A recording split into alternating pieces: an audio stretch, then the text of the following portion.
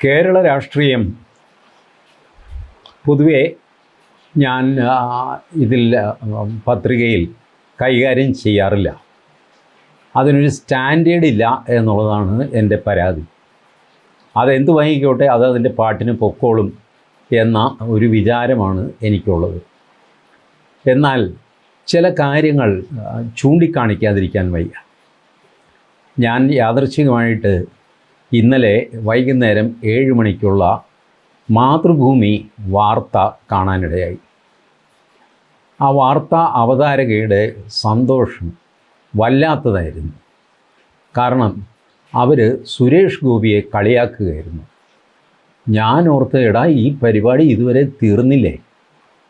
എന്താ ഈ മാധ്യമങ്ങളെല്ലാം കൂടെ സുരേഷ് ഗോപിയുടെ പിന്നാലെ വെച്ച് പിടിക്കുന്നത്?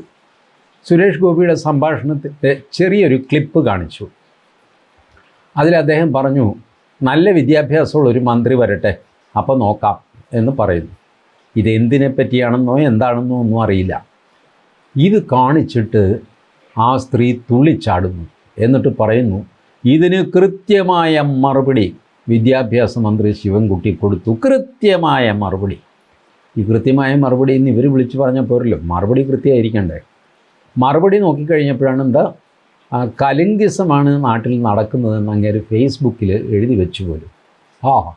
എന്തൊരു കൃത്യമായ മറുപടി! അത് കഴിഞ്ഞിട്ടും ഇവരുടെ ആവേശം തീരുന്നില്ല. അവരുടെ പേര് ശ്രീജ ശ്യാം എന്നൊരാൾ എന്നോട് പറഞ്ഞു. എനിക്കറിയില്ല കേട്ടോ, ഇനി അവരല്ലെങ്കിൽ അവരല്ല, പേരെന്ത് വാങ്ങിക്കോട്ടെ, ആ ആവേശമാണല്ലോ മുഖ്യം.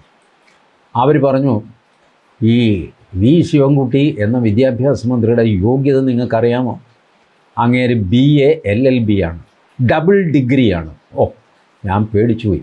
BA LLB ഈ നാട്ടിൽ ആർക്കും ഇല്ലാത്ത ഒരു ഡബിൾ ഡിഗ്രിയാണില്ല. അതുള്ള ആളാണ് ശിവൻകുട്ടി. ഇത് കൂടാതെ അവർ പറഞ്ഞു, മുഖ്യമന്ത്രിയുടെ ഇപ്പോഴത്തെ പിണറായി വിജയൻ്റെ മന്ത്രിസഭയിൽ ഏറ്റവും നല്ല മന്ത്രി ആരാണെന്ന് ചോദിച്ചാൽ മലയാളികൾ നിസ്സംശയം വി ശിവൻകുട്ടിയുടെ പേര് പറയും. ഇതാണ് അവതാരകയുടെ അടിച്ചുവിടൽ. 2-3 കാര്യങ്ങൾ ഇതിലൂടെ എനിക്ക് മനസ്സിലായി. ഒന്ന്, അവതാരകയ്ക്ക് ഈ മന്ത്രിസഭയെപ്പറ്റി വലിയ ഗ്രാഹ്യമൊന്നുമില്ല. നമ്പർ 2, ഈ മാതൃഭൂമി ചാനലിൻ്റെ ചെയർമാനായ ശ്രേയാംസ് കുമാർ ഉടനെ ഒന്നും LDF വിടാനും പോകുന്നില്ല. അദ്ദേഹം UDFിലേക്ക് പോകാൻ ആലോചിക്കുന്നു എന്ന് പറഞ്ഞൊരു ശ്രുതി ഉണ്ടായിരുന്നു. പക്ഷേ അത് ഉടനെ ഒന്നുമില്ല. മാത്രമല്ല, അദ്ദേഹം വർദ്ധിത വീര്യത്തോടെ പിണറായി വിജയൻ്റെ കൂടെ നിൽക്കാനാണ് തീരുമാനം. അപ്പോൾ ശിവൻകുട്ടിയാണ് ബെസ്റ്റ് മിനിസ്റ്റർ എന്ന് മാതൃഭൂമി സർട്ടിഫൈ ചെയ്യുന്നു ഈ അവതാരകയിലൂടെ. എനിക്കിത് കണ്ടപ്പോൾ ഓർമ്മ വന്നത്, ഞാൻ കോളേജിൽ പഠിക്കുന്ന കാലത്ത് എൻ്റെ കൂടെ തോറ്റ് എൻ്റെ കൂടെ എത്തിയ ഒരു കൂട്ടുകാരനുണ്ടായിരുന്നു. പാവം മരിച്ചുപോയി, അതുകൊണ്ട് ഞാൻ പേരൊന്നും പറയുന്നില്ല. അയാൾ ഉഴപ്പനെന്ന് പറഞ്ഞാൽ അസാമാന്യമായ അലമ്പുണ്ടാക്കുന്നവൻ. പൊറുതി മുട്ടിയിട്ട് ഒരു ദിവസം ഈ പ്രിൻസിപ്പൽ പറഞ്ഞു, അച്ഛനെ വിളിച്ചുകൊണ്ട് വരാം. ഇയാൾ അച്ഛനെ വിളിച്ചുകൊണ്ട് പിറ്റേ ദിവസം വന്നു. അപ്പോൾ ഞങ്ങൾ 4-5 പേര് ആകാംക്ഷയോടെ പ്രിൻസിപ്പലിൻ്റെ മുറിയുടെ പുറത്ത് കാത്തു നിൽക്കുന്നു, അകത്തെന്ത് സംഭവിച്ചു എന്നറിയാം. ഇയാളുടെ അച്ഛൻ അകത്തേക്ക് പോയി. ഒരു 2 മിനിറ്റ് കഴിഞ്ഞപ്പോൾ പുറത്തേക്ക് വന്നു. ഒന്നും മിണ്ടാതെ കടന്നുപോയി. ഞങ്ങൾ പ്രിൻസിപ്പലിൻ്റെ മുറിയിലേക്ക് തള്ളിക്കയറി. ഞങ്ങൾ ചോദിച്ചു, സാർ എന്ത് പറ്റി, എന്താ സംഭവിച്ചത്? സാറൊന്നും കാര്യമായിട്ട് പറഞ്ഞില്ല എന്ന് തോന്നുന്നു, അങ്ങനെ പെട്ടെന്ന് ഇറങ്ങിപ്പോയല്ലോ. പുള്ളി പറഞ്ഞു, എടാ പിള്ളേരെ, ആ മനുഷ്യൻ എൻ്റെ അടുത്ത് പറഞ്ഞത് എന്താണെന്നറിയാമോ? സാറേ, എനിക്ക് 4 മക്കളുണ്ട്, അതിലേറ്റവും നന്നായിട്ട് പഠിക്കുന്നവനാണ് ഇവൻ. അതുകൊണ്ട് ഇവനെ ക്ലാസ്സിൽ നിന്നും പുറത്താക്കരുത്. ഇത് കേട്ട് ഞാൻ തളർന്നു പോയി. കാരണം ഏറ്റവും നന്നായിട്ട് പഠിക്കുന്നവൻ ഇവനാണെങ്കിൽ ബാക്കിയുള്ളവരുടെ സ്ഥിതി എന്തായിരിക്കും നിങ്ങളൊന്ന് ആലോചിച്ച് നോക്കി. ഈ ഉഴപ്പൻ, ഈ അലമ്പൻ, ഈ തല്ലിപ്പൊളി, ഇവനാണ് പുള്ളിയുടെ മക്കളിൽ ഏറ്റവും മിടുക്കൻ എന്ന് പുള്ളി പറയുന്നു. അപ്പോൾ ബാക്കിയുള്ള 3 പിള്ളേരുടെ കാര്യം നിങ്ങൾ ആലോചിച്ച് നോക്ക്. എന്തൊരു ദുരിതമാണ് ആ മനുഷ്യനെ അനുഭവിക്കുന്നത്. എനിക്ക് മനസ്സലിവ് തോന്നി. ഞാൻ പറഞ്ഞു, കാർന്നൊരു പൊക്കോ, ചെറുക്കിനെ ഞാൻ എന്തെങ്കിലും ചെയ്തോളാം എന്ന് പറഞ്ഞു വിട്ടു. അതുപോലെ ശിവൻകുട്ടിയാണ് പിണറായി വിജയൻ ക്യാബിനറ്റിലെ ഏറ്റവും നല്ല മന്ത്രിയെങ്കിൽ ബാക്കി മന്ത്രിമാരുടെ കാര്യം എന്തായിരിക്കും? അത് മാതൃഭൂമിയിലെ അവതാരകയ്ക്ക് മാത്രമേ പറയാൻ പറ്റുള്ളൂ. വിദ്യാഭ്യാസം എന്ന് നേരെ ഉച്ചരിക്കാൻ ശിവൻകുട്ടിക്ക് അറിയില്ല. നമുക്കറിയാം. ഞാനിത് കഴിഞ്ഞ് നോക്കിയപ്പോഴാണ് ഇദ്ദേഹം രാഷ്ട്രപതി ദ്രൗപദി മുർമു അടക്കം പങ്കെടുക്കുന്ന ഒരു ചടങ്ങിൽ ജനഗണമന പാടുന്നു. ശിവൻകുട്ടി പുറകിൽ കൈകെട്ടി നിൽക്കുന്നു.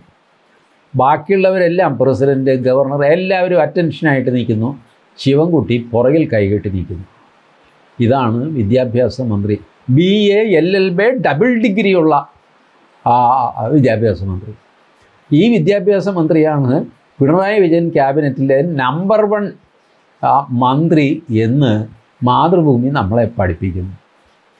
ഇതിപ്പോൾ എന്താ സംഭവിച്ചതെന്ന് എനിക്കറിഞ്ഞുകൂടാ. മാതൃഭൂമിക്ക് ഭ്രാന്തായതാണോ അതോ നമുക്കെല്ലാവർക്കും വട്ടായതാണോ? ഒന്നും പറയാൻ പറ്റില്ല. എന്തൊരു കഷ്ടമാണ്. ഈ കണക്കിന് ഇവർ ഒമാനിൽ പോയ പിണറായി വിജയനെ പറ്റി എന്തായിരിക്കും പറയുക? പിണറായി വിജയൻ നിങ്ങൾക്കറിയാമല്ലോ, പ്രസിഡൻ്റൊക്കെ ഇവിടെ കേരളത്തിൽ വന്നിട്ടുണ്ട്. പിണറായി വിജയൻ ഒമാനിൽ പോയി. പല കാര്യമുണ്ടോ? ഉണ്ട്. ഞാനിത് അന്വേഷിച്ചു. എന്താ ഈ ഒമാനിൽ പോകാൻ കാര്യം? അതും 3 ദിവസത്തെ സന്ദർശനം. 3 ദിവസം യാത്ര ചെയ്യാനുള്ള വലിപ്പമില്ല ഒമാൻ.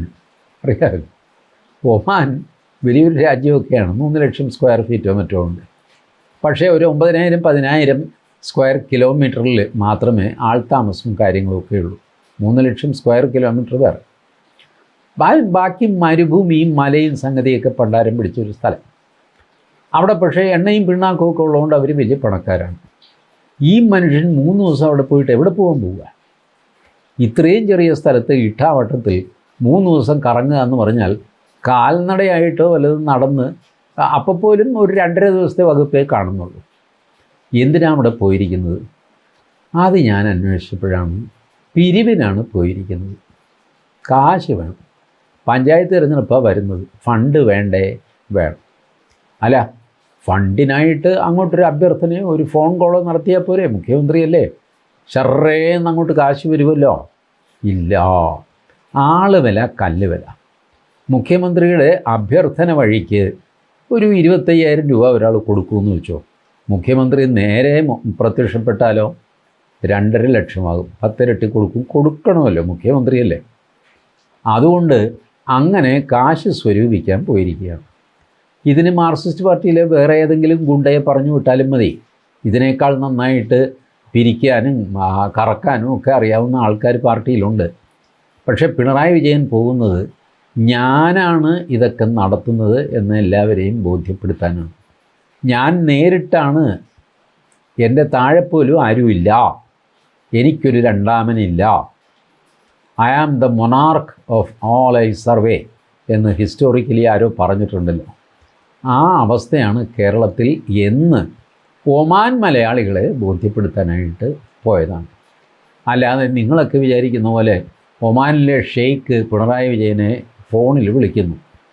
ഒരുപാട് കാലം ആയല്ലോ വിജയ, കാണുന്നില്ലല്ലോ. അതെ അങ്ങോട്ടൊന്നും വരണമെന്ന് വിചാരിച്ചു, സാധിച്ചില്ല. മാത്രമല്ല ഇപ്പോൾ പറയുന്നത് 1996 നയനാർ അവിടെ പോയി. അതിനുശേഷം കേരള മുഖ്യമന്ത്രി ഒമാനിൽ പോയിട്ടേയില്ല. ഒരു സത്യക്രിസ്ത്യാനി പള്ളിയിൽ പോയിട്ടില്ല എന്നുള്ള മട്ടിലാണ് ആൾക്കാർ പറയുന്നത്. നയനാർക്ക് ശേഷം ആരും ഒമാനിൽ പോയിട്ടില്ല. ഇതെന്താ, ഒമാനിൽ പോകണം നിർബന്ധമുണ്ടോ ഒരു സംസ്ഥാനത്തിൻ്റെ മുഖ്യമന്ത്രി? ഏതായാലും അതൊക്കെ പറഞ്ഞിട്ട് ഈ കാർന്നൂർ അവിടെ നിന്ന് വിളിക്കുന്നു പിണറായി വിജയൻ. അങ്ങനെയാണ് ഞാൻ ആദ്യം ധരിച്ചത്. പിന്നെ അന്വേഷിച്ചപ്പോഴാണ് മറ്റു രീതിയിലാണെന്ന് അറിയുന്നത്. പിണറായി വിജയനെ വിളിച്ചിട്ട് പറയും, ഇങ്ങോട്ടൊന്നും കാണുന്നില്ല ചേട്ടാ, ഒന്ന് വാ ഇവിടെയൊക്കെ, നമുക്കിവിടെ ഒന്ന് കൂടാം 1-2 ദിവസം. അതെ ഞാനേ ഓരോ തിരക്ക് കാരണം ഈ നരേന്ദ്രമോദിയുടെ ശല്യം കൊണ്ട് പൊറുക്കാൻ മേലപ്പോൾ ഇവിടെ ഏതായാലും ഞാൻ വരുന്നുണ്ട് എന്നൊക്കെ പറഞ്ഞിട്ട് ഇങ്ങേര് വിമാനം കയറി അവിടെ പോയി. അങ്ങേരെ അവിടെ സ്വീകരിച്ച് അവിടുത്തെ കാർന്നൂർ ഷെയ്ഖുണ്ടല്ലോ, പുള്ളി അവരെ സ്വീകരിച്ചിരുത്തി. ഇതൊക്കെയാണ് ഞാൻ മനസ്സിൽ കണ്ട ഒരു ചിത്രം. ഇതൊന്നും അല്ല. മൂപ്പര് ഒമാൻ മലയാളികൾ ക്ഷണിച്ചു എന്ന് പറഞ്ഞുകൊണ്ട് എന്നെ ക്ഷണിച്ചോ എന്ന് ചോദിച്ചുകൊണ്ട് ഒമാനിൽ പോയതാണ്. അപ്പോൾ ഒമാൻകാർ പറഞ്ഞു, അല്ല ക്ഷണിച്ചോ എന്ന് ചോദിച്ചാൽ ഞങ്ങൾ അല്ല ക്ഷണിച്ച അത് കുഴപ്പമില്ല, ഇപ്പം ക്ഷണിച്ചാലും മതി, എന്നൊക്കെ പറഞ്ഞിട്ട് കാശ് പിരിക്കാൻ പോയിരിക്കും. നിങ്ങളൊരു കാര്യം ആലോചിച്ചു, ഇവിടെ മനുഷ്യൻ ഗതികെട്ട് തെക്ക് വടക്ക് നടക്കുമ്പോഴാണ് പഞ്ചായത്ത് തിരഞ്ഞെടുപ്പിന് ഇങ്ങനെ കാശ് പിരിക്കാൻ പോയിരിക്കുന്നത്. നമ്മുടെ ശബരിമല കേസ് ഇപ്പോൾ ടോപ്പിൽ നിൽക്കുകയാണല്ലോ. ഒരു മുരാരി ബാബുവിനെ കൂടെ അറസ്റ്റ് ചെയ്തിട്ടുണ്ട്. ഞാനും എന്നെപ്പോലുള്ള ഒരു കുറേ ഒച്ചയിട്ട കൊണ്ടായിരിക്കും. 10 പ്രതികളുള്ളതിൽ 3-ാം പ്രതിയോ 4-ാം പ്രതിയോ ഒക്കെ ആയ മുരാരി ബാബു അഡ്മിനിസ്ട്രേറ്റീവ് ഓഫീസറാണ് പോലും അങ്ങേരെ കൂടെ ഇന്ന് അറസ്റ്റ് ചെയ്തിട്ട് ജയിലിലാണ് വിട്ടിരിക്കുന്നത്. പോലീസ് കസ്റ്റഡി ചോദിച്ചിട്ടില്ല. ഉണ്ണിക്കിഴം പോലീസ് കസ്റ്റഡിയിലിരിക്കുക കഴിഞ്ഞ കുറേ നാളായിട്ട്. 30-ാം തീയതി വരെ കസ്റ്റഡിയിൽ മേടിച്ചിരിക്കുകയാണ്. മുരാരി ബാബു വന്നു കഴിഞ്ഞപ്പോൾ പോലീസിന് കസ്റ്റഡി വേണ്ട. ഇന്ന് ചോദിച്ചിട്ട് വീണ്ടും കസ്റ്റഡി വാങ്ങുമോയെന്നറിയാമേ. കസ്റ്റഡിയിൽ വേണ്ടെങ്കിൽ പിന്നെ ഇങ്ങനെ അറസ്റ്റ് ചെയ്തിരിക്കുന്നത് എന്തിനാ? വെറുതെ അങ്ങ് ജയിലിൽ കിടക്കട്ടെ എന്ന് വിചാരിച്ചിട്ടോ. ചോദ്യം ചെയ്യണ്ടേ? അതോ ചോദ്യം ചെയ്യൽ കഴിഞ്ഞോ? ചാക്കയിലോ എങ്ങാണ്ടുള്ള ക്രൈം ബ്രാഞ്ച് ഓഫീസിൽ എച്ച് വെങ്കടേഷ് നേരിട്ട് പോയിട്ട് ചോദ്യം ചെയ്തു എന്നൊക്കെ പറയും. എന്ത് വാങ്ങിക്കോട്ടെ, ഒരാളെ കൂടെ അറസ്റ്റ് ചെയ്തു. ഇനിയും കിടക്കുന്നു 8 പേര്. ആ 8 പേരിൽ അവസാനത്തെ വമ്പന്മാർ ദേവസ്വം ബോർഡ് മെമ്പേഴ്സ് ഓഫ് 2019, അതായത് പത്മകുമാറും വേറെ 2 മെമ്പർമാരും. അവരുടെ പേരെനിക്കറിയില്ല, നിങ്ങൾ അന്വേഷിച്ച് കണ്ടുപിടിച്ചു. ഇവരാണ് അവസാനത്തെ പ്രതികൾ.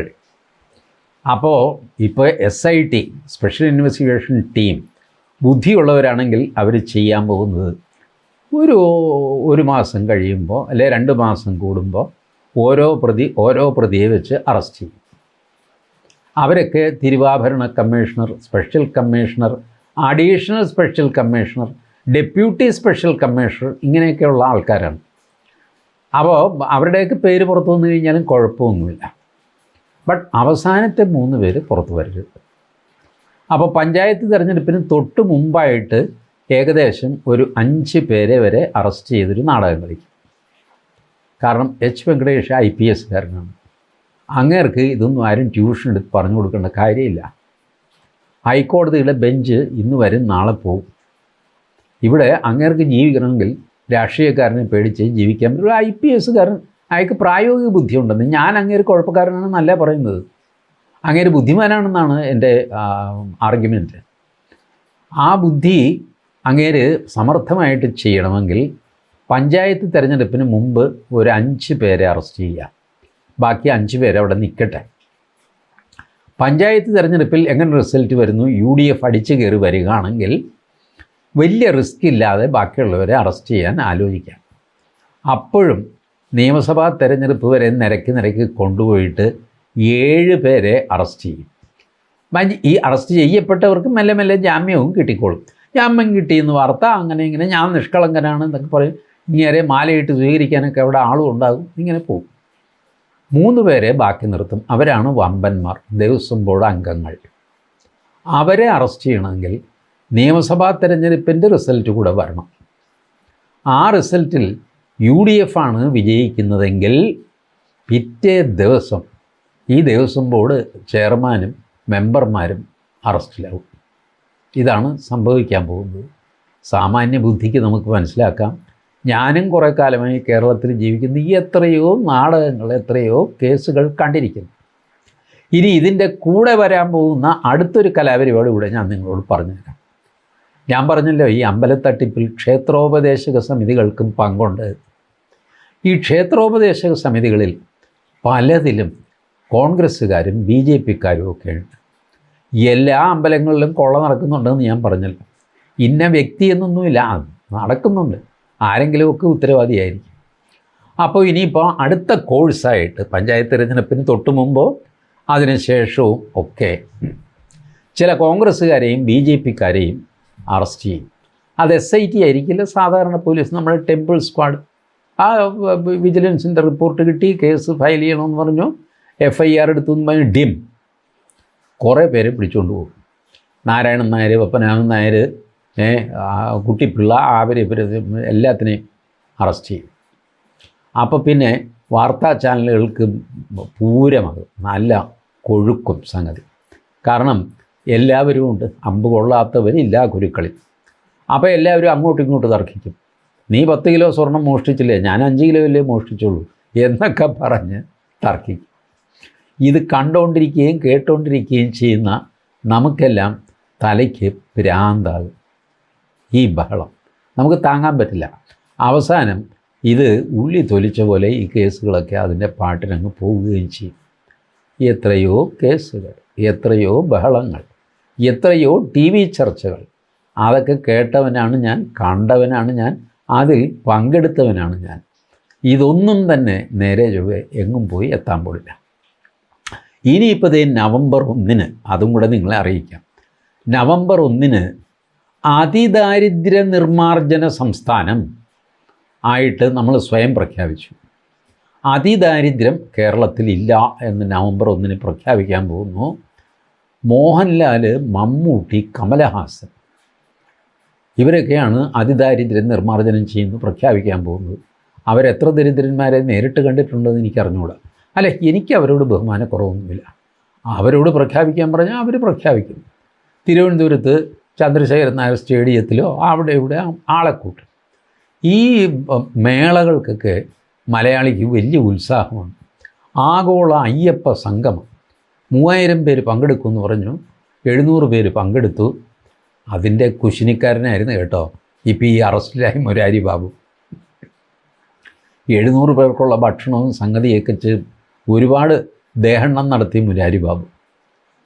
ഈ കള്ളത്തരത്തിന് ഭക്ഷണം കൊടുക്കാൻ നിന്നവൻ എന്നുള്ള പേരിൽ അയ്യപ്പൻ അങ്ങനെ ശിക്ഷിച്ചതാണെന്നൊക്കെ പറയുന്നു അന്ധവിശ്വാസികൾ. അന്ധവിശ്വാസികൾ കൊണ്ടല്ലോ നമ്മുടെ സമൂഹത്തിൽ, അവർ പറഞ്ഞു പരത്തുന്നതാണ്. ഏതായാലും ആഗോള അയ്യപ്പ സംഗമത്തിന് പപ്പടം വിളമ്പിയവനും അച്ചാർ വിളമ്പിയവനും ഒക്കെ ഇച്ചിരി പേടിച്ചാണ് നിൽക്കുന്നത്. കാരണം ഇത് അയ്യപ്പൻ്റെ കളി ആണോ അല്ലയോ എന്ന് ഉറപ്പില്ലല്ലോ. എപ്പോഴാണ് വിലങ്ങ് വീഴുന്നതെന്ന് പിടിയില്ലാതെ അങ്ങനെ കുറച്ച് പേര് നിൽക്കുന്നു. അപ്പോഴാണ് അതിദാരിദ്ര്യ നിർമ്മാർജ്ജനം. അതിദാരിദ്ര്യം എന്താണെന്ന് ഞാൻ അന്വേഷിച്ച് കഴിഞ്ഞപ്പോൾ അതിദരിദ്രന്മാരായിട്ട് 72,000 പേര് കേരളത്തിലുണ്ട് പോലും. ആ 72,000 പേര് അതിദാരിദ്ര്യത്തിൽ നിന്ന് ദാരിദ്ര്യത്തിലേക്ക് വലിച്ചു പൊക്കി. മനസ്സിലായോ? അതിദാരിദ്ര്യം ഏറ്റവും താഴെയുള്ള സ്റ്റെപ്പാണ്. അതിൽ നിന്ന് മുകളിലുള്ള ദാരിദ്ര്യം എന്ന സ്റ്റെപ്പിലേക്ക് കൊണ്ടുവരണം. അതാണ് അതിദാരിദ്ര്യ നിർമ്മാർജ്ജനം. അതിനെന്തെങ്കിലും മാനദണ്ഡങ്ങളൊക്കെ ഉണ്ടാകും കേട്ടോ. ഇവരെപ്പോഴും ചെയ്യുന്നത്, പണ്ട് നിങ്ങൾക്ക് ഓർമ്മയുണ്ടോ ഈ സാക്ഷരതാ യജ്ഞം, സാക്ഷരത 100% സാക്ഷരതയായി എന്ന് പറയുന്നത് എപ്പോഴാണ്? ഞാനിത് ചൊറിഞ്ഞ് അന്വേഷിച്ചു. അന്നത്തെ കണക്ക് അന്ന് എന്താണെന്ന് വെച്ച് കഴിഞ്ഞാൽ 6 വയസ്സിനും 60 വയസ്സിനും ഇടയ്ക്കുള്ള 90% പേർക്ക് 1 മുതൽ 10 വരെ എണ്ണാൻ അറിയാമെങ്കിൽ അത് 100% സാക്ഷരതയായിട്ട് കണക്ക് കൂട്ടും. ഇതാണ് 6നും 60നും ഇടയ്ക്ക് അതിൻ്റെ 90%. അവർക്ക് 1 മുതൽ 10 വരെ എണ്ണാൻ അറിയാമെങ്കിൽ സാക്ഷരതയായി 100% സാക്ഷരത. ഇതാണ് ജനസംഖ്യ എത്ര മാറിയെന്ന് നോക്കി. 6ന് താഴെയും 60ന് മുകളിലും ഉള്ളവരെല്ലാം ഔട്ടായി. ഈ ഇതിനകത്ത് ഉള്ളവർ തന്നെ അതിൻ്റെ 90%. അവർക്ക് തന്നെ വേണ്ടതെന്താ? 1 മുതൽ 10 വരെ എണ്ണാൻ അറിയണം. ഇങ്ങനെ തട്ടിപ്പ് കാണിച്ച ടീമാണ് നമ്മൾ. ഇതൊന്നും ആരും പുറത്ത് പറയില്ലെന്നേ ഉള്ളൂ. എല്ലാവരും ചേർന്ന് അമുക്കി വയ്ക്കുന്ന കുറേ വിവരങ്ങളാണ്. അപ്പോൾ അതിദാരിദ്ര്യ നിർമ്മാർജ്ജനവും അങ്ങനെയാണ്. 3 നേരവും പട്ടിണി കിടക്കുന്ന ആൾ, അയാൾക്ക് ഒരു നേരം ഒരു ചപ്പാത്തി കൊടുത്തു കഴിഞ്ഞാൽ അയാൾ അതിദാരിദ്ര്യത്തിൽ നിന്ന് മാറി ദാരിദ്ര്യത്തിലെത്തി. ഇപ്പോൾ ഇന്നലെ ഞാൻ ഹൈക്കോടതിയിൽ ഒരു ജഡ്ജ്മെൻറ്റ് നിങ്ങളെ കേൾപ്പിച്ചില്ലേ? ഒരു കണ്ണില്ലാത്ത മുസ്ലിം, അയാൾ അതിദരിദ്രനാണ്. ഹൈക്കോടതിയും പറഞ്ഞിട്ടുണ്ട് അയാളെ സംരക്ഷിക്കണമെന്ന് പറഞ്ഞിട്ടുണ്ട്. കൂടെ അയാളുടെ ഭാര്യമാരെയും സംരക്ഷിക്കണമെന്ന് പറഞ്ഞിട്ടുണ്ട്. അപ്പോൾ സെയ്ദ് അലവി, ജുബൈറിയ, സെയ്ദ് അലവിയുടെ ആദ്യത്തെ ഭാര്യ, സെയ്ദ് അലവി ഇനി കെട്ടാൻ പോകുന്ന ഭാര്യ, ഇവർക്കെല്ലാം ചിലവിന് കൊടുക്കേണ്ട ബാധ്യത സർക്കാരിനാണ്. സെയ്ദ് അലവി അതിദരിദ്രനാണ്. കാരണം അങ്ങർക്ക് വരുമാനമില്ല. അല്ല, അപ്പോൾ 25,000 രൂപ കിട്ടുന്നു. 25,000 രൂപ കിട്ടുന്നതായിട്ട് കൂട്ടരുതെന്ന് ഹൈക്കോടതി പറഞ്ഞിരിക്കുന്നു. ഒരു താൻ വാചകടിക്കുന്നത്. ഹൈക്കോടതിയെ പറഞ്ഞത് 25,000 രൂപയല്ല, ഇയാളെ സർക്കാർ സംരക്ഷിക്കണം. അപ്പോൾ അയാൾ അതിദരിദ്രനല്ലേ? ഇങ്ങനെയുള്ള അതിദരിദ്രന്മാരെയൊക്കെ ചുറ്റിപ്പെറുക്കി അവർക്ക് ഓരോ ശാപ്പാട് വാങ്ങിച്ച് കൊടുത്തു കഴിഞ്ഞാൽ അതിദാരിദ്ര്യം മാറി വെറും ദാരിദ്ര്യമായിട്ട്, വെറും ദാരിദ്ര്യം. ബാക്കിയുള്ളവരൊക്കെ ദരിദ്രവാസികൾ. നമ്മളൊക്കെ ഒരുപക്ഷെ അതിൻ്റെ കൂട്ടത്തിൽ പെടും, ദരിദ്രവാസികൾ എന്ന് പറയുന്ന വകുപ്പിൽ. ദരിദ്രവാസികളും ദാരിദ്ര്യവും തമ്മിൽ വലിയ ബന്ധമില്ല കേട്ടോ. ദരിദ്രവാസി എന്ന് പറഞ്ഞാൽ പൂക്കും ചാക്കാലയും ഇല്ലാത്തവനാണ്. നമ്മളൊന്നും പറഞ്ഞു കഴിഞ്ഞാൽ ആരെങ്കിലും എന്തെങ്കിലും കേൾക്കുമോ? ഒന്നുമില്ല. അപ്പോൾ അങ്ങനെയുള്ളവർ അങ്ങനെ നിൽക്കും, നമ്മൾ ദാരിദ്ര്യത്തിൽ തന്നെ നിൽക്കും. അതിദാരിദ്ര്യം ഇല്ലാതെ പോകും നവംബർ 1-ാം തീയതി. അതിനെ കാത്തിരിക്കുക. അതിനു മുമ്പ് പിണറായി വിജയൻ തിരിച്ചു വരും. 3 ദിവസത്തെ ഉള്ളൂ അവിടെ ഒമാനിൽ. സത്യം പറഞ്ഞാൽ 3 ദിവസം പോരാ പുള്ളിക്ക് ഈ ആളുകളെ കണ്ട് കാശ് മേടിക്കേണ്ടതെന്ന്.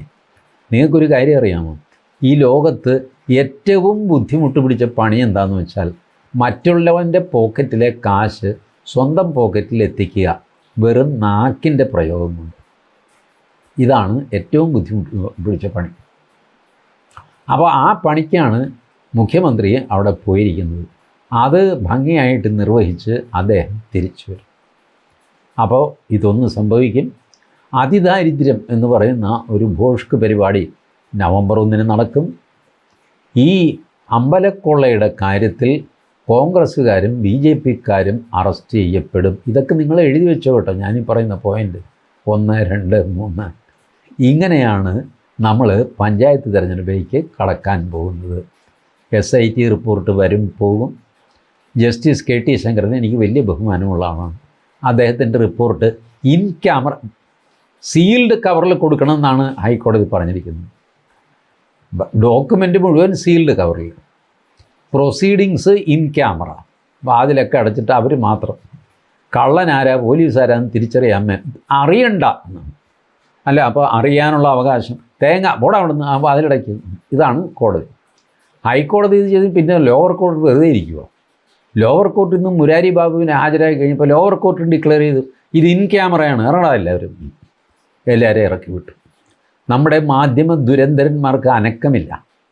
അറിയാനുള്ള അവകാശം എന്ന് പറഞ്ഞിട്ട് അവർ ബഹളം വയ്ക്കണ്ടേ? സുപ്രീം കോടതി ചീഫ് ജസ്റ്റിസിന് കത്തയക്കണ്ടേ? ലോക്സഭാ സ്പീക്കർക്ക് കത്തയക്കണ്ടേ? അയക്കുമ്പോൾ എല്ലാവർക്കും അയക്കുന്ന ഓരോന്നാണ്. കേരളത്തിലെ ചീഫ് ജസ്റ്റിസിന് കത്തയക്കുക. അവരുടെ എന്തോ മാധ്യമം മുറി പൂട്ടിയിട്ടു എന്ന് പറഞ്ഞുകൊണ്ട് നാട്ടിൽ വാൻ ബഹളം വെച്ചവരാണ് അവർ. ഭയങ്കര ബഹളമായിരുന്നു, ഓർക്കണില്ലേ? ഇല്ലേ, വക്കീലന്മാരും മാധ്യമങ്ങളും തമ്മിൽ അടികൂടി കഴിഞ്ഞപ്പോൾ ഹൈക്കോടതി രജിസ്ട്രാർ മാധ്യമങ്ങളുടെ മുറി അങ്ങ് പൂട്ടി. തലവേദന, അങ്ങേർക്ക് അവിടെ ജോലി ചെയ്യണ്ടേ, അതുകൊണ്ട് പുള്ളി ആ മുറി പൂട്ടി. പൂട്ടിയ മുറി തുറക്കാനായിട്ട് ഇവർ സുപ്രീം കോടതി പോകുന്നു. അന്ന് സുപ്രീം കോടതിയിലുണ്ടായിരുന്ന കുര്യൻ ജോസഫ് ഇവിടെ വന്ന് മുറി പൂട്ടിയോ എന്ന് പരിശോധിക്കാനായിട്ട് വരുന്നു എന്നൊക്കെ പറഞ്ഞ് വാർത്ത കൊടുത്തവരവർ.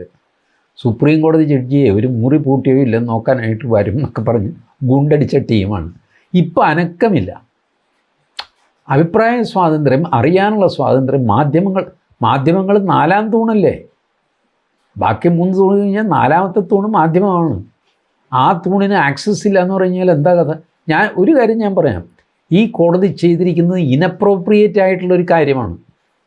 അപ്പം നിങ്ങൾ ചോദിക്കും, മോഹൻദാസിന് ഒരു ഹർജി കൊടുക്കാൻ പാടില്ലേ? കൊടുക്കാം. ഈ രാജാവ് ജയരാഘവൻ്റെ ബെഞ്ചിൽ തന്നെ ഒരു ഇൻ്റർവെനിങ് ആപ്ലിക്കേഷൻ കൊടുക്കാം. അങ്ങയുടെ ഉത്തരവിൽ ഒരു ഡിഫക്റ്റ് ഉണ്ട്, ഈ ഇൻ ക്യാമറ നടപടി ശരിയല്ല, അതിൻ്റെ ആവശ്യമില്ല, ഇന്ന കാരണങ്ങളാൽ അങ്ങ് ചെയ്തിരിക്കുന്നത് അന്യായമാണ് എന്ന് ഞാൻ കരുതുന്നു. അതുകൊണ്ട് ഇൻ ക്യാമറ നടപടികൾ നിർത്തിവെച്ചിട്ട് പൊതുജനങ്ങൾക്ക് കാണാവുന്ന രീതിയിൽ വേണം ഇതിൻ്റെ ഹിയറിംഗ് നടക്കാൻ എന്ന് പറഞ്ഞ് ഒരു ഇൻ്റർവെനിങ് ആപ്ലിക്കേഷൻ കൊടുക്കാം. അത് മേടിച്ച് അവിടെ വയ്ക്കും. അത് വിചാരണയ്ക്കെടുക്കില്ല. വിചാരണയ്ക്കെടുത്താലല്ലേ അതിൽ വിധി കൽപ്പിക്കേണ്ടതുള്ളൂ. ഈ കേസ് തീരുന്നതുവരെ ഈ ഇൻ്റർവെനിങ് ആപ്ലിക്കേഷൻ അവിടെ കിടക്കും. ഫൈനൽ ജഡ്ജ്മെൻറ്റ് വരുമ്പോൾ ആ ഫൈനൽ ജഡ്ജ്മെൻറ്റിൽ കാര്യങ്ങളൊക്കെ ഉണ്ടാകും. അതിൻ്റെ കൂടെ എഴുതും അസോസിയേറ്റഡ് IAS ആർ ഡിസ്മിസ്ഡ്. കഴിഞ്ഞു. ഞാനീ കൊടുത്ത ആപ്ലിക്കേഷൻ 3-4 വർഷം കഴിഞ്ഞിട്ട് ചുമ്മാ ഡിസ്മിസ് ചെയ്യും. ഇനി ചീഫ് ജസ്റ്റിസിൻ്റെ അടുത്ത് പോകാമെന്ന് വയ്ക്കുക കേരള ഹൈക്കോടതിയിൽ പൊതു താല്പര്യ ഹർജിയായിട്ട്.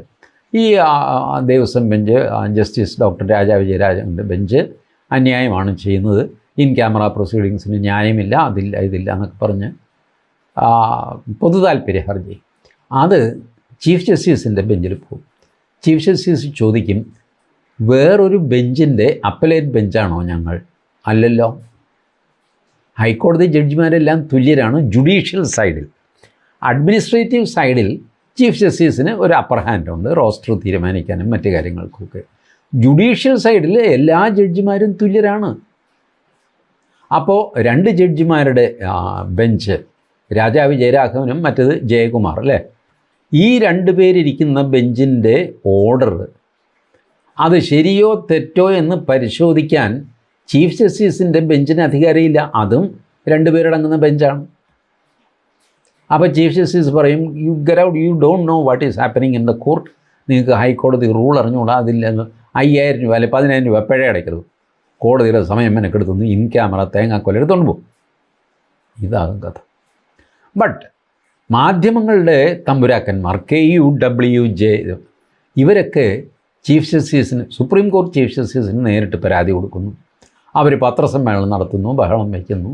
അപ്പോൾ judiciary അനങ്ങും.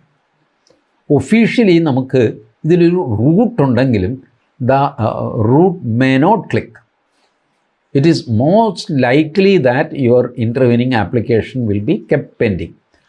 I am not casting any aspersion on the court കേട്ടോ.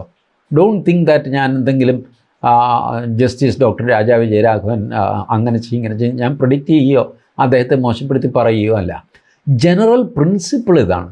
നിങ്ങൾക്കൊരു മെയിൻ കേസ് ഉള്ളപ്പോൾ ഇൻ്റർവീനിങ് ആപ്ലിക്കേഷൻസ് വരും. ഓക്കെ, അത് അക്സെപ്റ്റ് ചെയ്തു, അവിടെ വെച്ചു. ഫൈനലി മെയിൻ കേസ് കേട്ട് ബാക്കി വരുമ്പോഴാണ് ഇൻ്റർവീനിങ് ശരി ഓരോന്നോരോന്നായിട്ട് എടുക്കുക എന്ന് പറയുന്നത്. So intervening application will get only 2nd or 3rd priority in a case. So you cannot blame the judge. But this is your urgent requirement. അപ്പോൾ പിന്നെ എന്താ, ജുഡീഷ്യൽ അല്ലാതെയുള്ള നീക്കങ്ങളിലൂടെ ഇത് ഒഴിവാക്കണം. അത് ചെയ്യാനുള്ള തൻ്റെ ഇടം കേരളത്തിലെ പത്രപ്രവർത്തകർക്കോ TV-കാർക്കോ ഇല്ല. അവർക്ക് സോഫ്റ്റ് ടാർഗറ്റായ സുരേഷ് ഗോപിയുടെ നെഞ്ചത്തേക്ക് കയറുക.